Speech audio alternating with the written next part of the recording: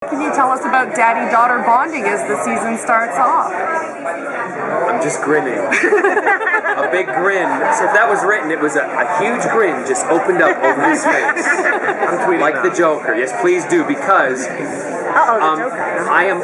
Joker. I think it's going to be awesome. If I can describe it as probably the most dysfunctional, awesome relationship, father-daughter relationship that's going to be on television, to the point that it's actually going to be shocking, which is good. And because I love shocking people on television, but also people are just going to be going, what?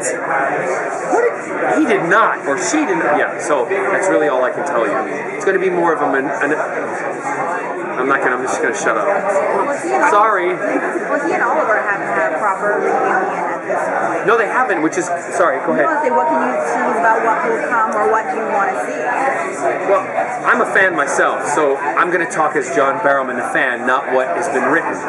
I would love to see something happen, like if another big major villain came in,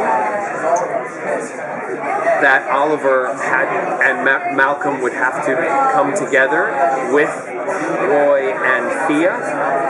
That's John Barrowman, fanboy, loving that, right? Who knows if that would happen? But I'd love to see, because Stephen and I don't get to do that many scenes together, and the scenes that we have done together, they cut, because they wanted to keep that separation. And that's the unfortunate thing when you have a nemesis, that it's like the love story. You don't put them together too soon, because where do you go from there? So who knows if it'll happen this season? It may not be till season 4 or 5. But I'm really looking forward to doing a scene with Stephen, because I love doing stuff with him. Now, we've heard Colin Donnell is returning for a flashback. Is there any chance that flashback might also involve his father? I don't know. You guys got to understand. I would love, as the fan, I'd love to tell you fucking everything. You know what I mean? Come on. I want to just jump on there and go, you won't believe what's happening. It's awesome. I can't.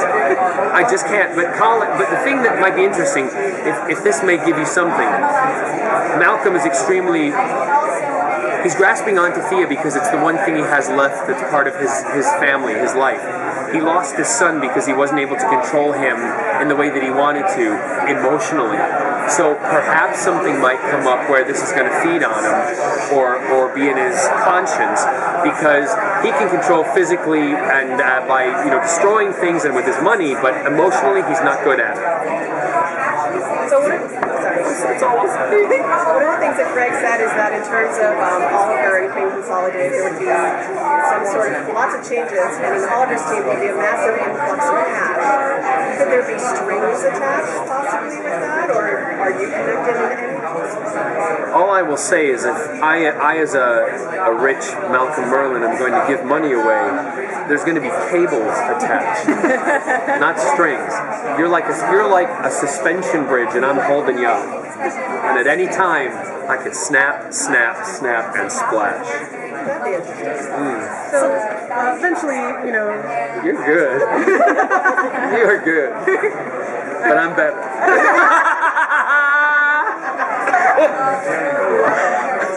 eventually, you're going to meet up with Ollie again at some point, and you weren't dead, and I wasn't dead. Let's just say where I trained. there were some rejuvenated properties.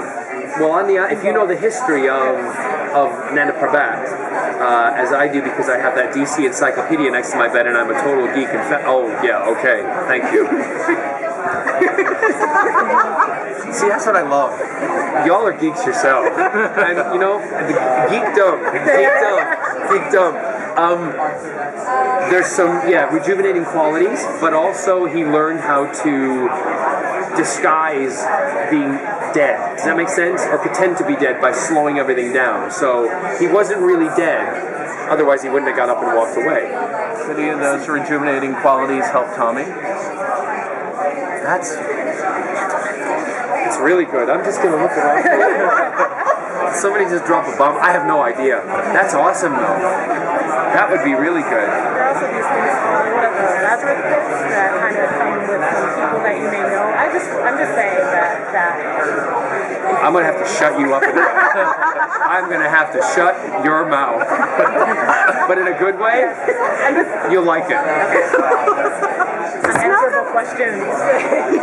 There's always this story about, meeting the daughter meeting the father's date, or the father meeting the daughter's date for the first time. Oh yeah. What's going to happen? I have no. Do you have a plan, or Malcolm have a plan for meeting Roy? Well, put it this way. Malcolm is not.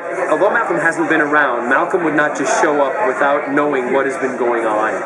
So Malcolm, this is again me as the actor, as the person, John Barrowman, the fan.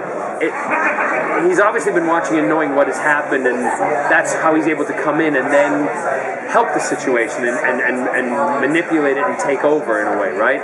So he knows that Roy exists. With the new villain that's coming in, the big... Whether he likes him or not, that's another story. Is that what we're talking about? Is that what we're talking about? No. I'm going to have to shut you up in a minute.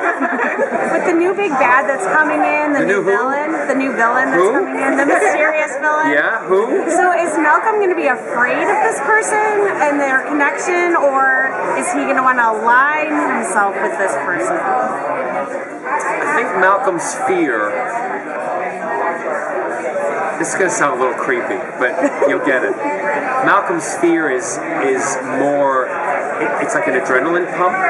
So when he gets afraid, he actually gets off on it. In blunt terms. So he doesn't mind fear, because when he gets afraid, it motivates him even more, and it thrills him a little bit because of the risk. And if that person you're alluding to comes in, there's going to be great risk. I'm gonna have to shut all of you up. Thanks, guys. I gotta take a Sorry. Thank you, guys.